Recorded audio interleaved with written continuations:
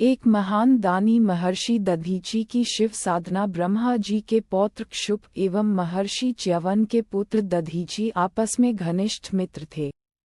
एक बार दोनों में एक विवाद उठ खड़ा हुआ। विषय था, क्षत्रिय श्रेष्ठ है अथवा ब्राह्मण। क्षुप का कहना था कि क्षत्रिय श्रेष्ठ है, जबकि दधीची ब्राह्मण को श्रेष्ठ बता रहे थे। उनका विवाद कुछ ज्यादा ही बढ़ गया। उग्र स्वभाव के दधीची ने अपने बाएं हाथ की मुष्टि से क्षुप के मस्तिष्क पर आघात कर दिया। मुष्टि का प्रहार होते देख क्षुप क्षुब्ध हो उठा। उसने अपना वह वज्र उठाया जो उसने तपस्या करके पितामह ब्रह्मा से प्राप्त किया था, उसे दधीची पर चला दिया।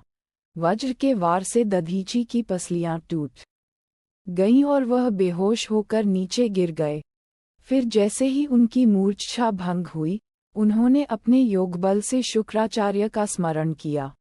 तुरंत ही शुक्राचार्य वहां उपस्थित होकर बोले, क्या हुआ वत्स? तुम्हें ये चोट कैसे लगी? दधीची ने कराहते हुए कहा, आचार्य, पितामह के पौत्र क्षुप द्वारा मुझ पर वज्राघात किया गया है। पीड़ा से मेरी बुरी हालत हो रही है, कुछ उपाय कीजिए। शुक्राचार्य तुरंत उपचार में जुट गए और कुछ ही पलों में दधीची की टूटी पसलियों को जोड़ दिया। दधीची फिर से भले चंगे हो गए। उन्होंने शुक्राचार्य का आभार व्यक्त करते हुए कहा, आचार्य, आपने तो मुझे क्षण मात्र में ही एकदम स्वस्थ कर दिया। कहाँ से सीखी यह विद्या आपने? शुक्राचार्य बोले, ये सब देवाधिदेव महादेव की कृपा का फल है। मैंने उन्हीं से यह ज्ञान सीखा था। तुम भी यदि चाहो तो उनसे सब कुछ प्राप्त कर सकते हो। भोले भंडारी बहुत ही दयालु हैं। शुक्राचार्य दधीची को शिव साधना की विधि बताकर लौट गए और दधीची शिव साधना में लीन हो गए। उन्होंने वर्षों कष्ट सहकर शिव की तपस्या की। अंत में उनकी तपस्या से प्रसन्न होकर शिव प्रकट हुए और उनसे वरदान मांगने को कहा। दधीची ने शिव को प्रणाम करके कहा, भगवन, यदि आप मेरी तपस्या से प्रसन्न हैं तो मुझे ऐसा वरदान दीजिए कि मैं कभी कमजोर न रहूं, किसी शस्त्र का मुझ पर कोई असर न हो, देवताओं के किसी भी अस्त्र शस्त्र से मेरी मृत्यु न हो। शिव ने तथास्तु कहा और अंतर्धान हो गए। दधीची बदले की आगे में सुलग रहे थे। वे क्षुप के पास पहुंचे और जाते ही उसके सिर में अपनी लात का प्रहार किया। क्षुप कुछ क्षणों के लिए संज्ञा शून्य होकर गिर गया, लेकिन वह तुरंत ही उठा और अपना वज्र निकालकर दधीची का किंचित मात्र भी असर नहीं हुआ था। वज्र उनके शरीर से यूं टकराया जैसे किसी ठोस फौलादी वस्तु से टकराया हो। फिर इससे पहले कि दधीची उस पर फिर से वार करते वह वहां से भागकर एक निर्जन स्थान में पहुंचा और विष्णु की आराधना करनी आरंभ कर दी। विष्णु प्रकट हुए। क्षुप ने उनकी स्तुति करते हुए कहा, भगवन, मैं दधीची को जीतना चाहता हूँ, मेरी इच्छा पूर्ण करें। विष्णु बोले, वत्स, मैं तुम्हें ऐसा वर देने के लिए विवश हूँ। दधीची भगवान शिव का परम भक्त है। मैं भगवान शिव के भक्त का कोई अहित होते नहीं देख सकता। तुम कोई और वर मांग लो। विष्णु की बात सुनकर क्षुप सोच में पड़ गया। फिर कुछ क्षण बाद बोला, भगवन, यदि आप ऐसा नहीं कर सकते तो कम से कम दधीची से मेरी संधि ही करा दीजिए। अगर ऐसा नहीं हुआ तो वह अवश्य ही मेरी हत्या कर डालेगा। विष्णु ने क्षुप की बात पर सहमति जताई और वे उसे लेकर दधीची के पास पहुंचे। विष्णु ने ब्राह्मण का वेश धारण किया और क्षुप को एक जगह रुकने को कहकर स्वयं दधीची के पास पहुंचे।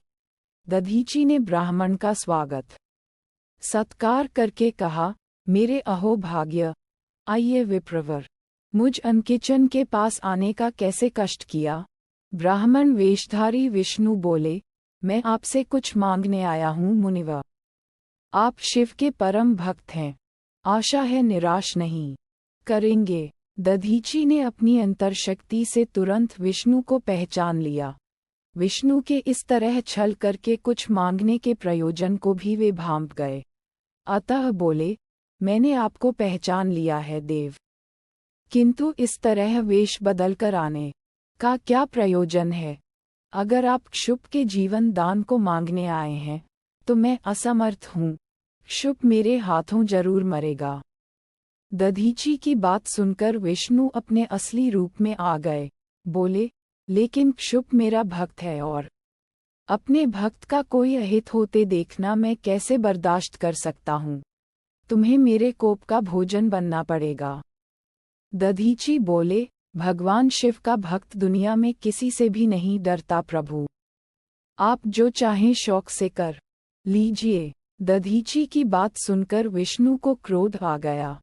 उन्होंने चक्र का प्रयोग दधीची पर कर दिया, लेकिन उन्हें बड़ा आश्चर्य हुआ। चक्र उनकी उंगली से घुसा, आगे बढ़ा और फिर तुरंत ही वापस उनकी उंगली पर आकर टिक गया। दधीची ने हंसते हुए कहा, ये चक्र मुझ पर प्रहार नहीं कर सकेगा प्रभु, आपने देख ही लिया है, क्योंकि यह चक्र भी तो भगवान शिव द्वारा ही आपको दिया हुआ है।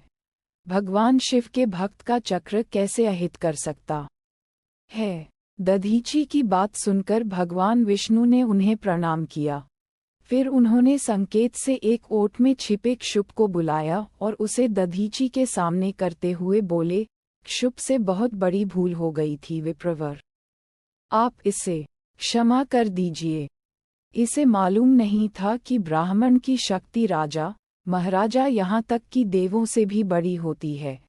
इसका अपराध क्षमा करें। क्षुप दधीची के चरणों में गिर गया। उसने दधीची से क्षमा याचना की, मुझे क्षमा कर दो मित्र, मुझसे बहुत बड़ा अपराध हो गया था। अहंकार में आकर मैं ब्राह्मण की शक्ति को समझ नहीं सका था, मुझे क्षमा कर दो। करुण हृदय दधीची ने कहा, तुमने अपनी भूल की क्षमा मांग ली, यही उचित है। पश्चाताप सारे पापों को धो देता है। मैं तुम्हें क्षमा करता हूँ। हम मित्र हैं और आगे भी मित्र ही रहेंगे। दोनों का मिलन कराकर विष्णु वापस अपने धाम लौट गए। क्षुप अपने निवास स्थान पर चला गया और दधीची अपनी कुटिया में दाखिल हो गए और फिर कई वर्षों तक दधीची भगवान शिव की आराधना में लीन हो गए।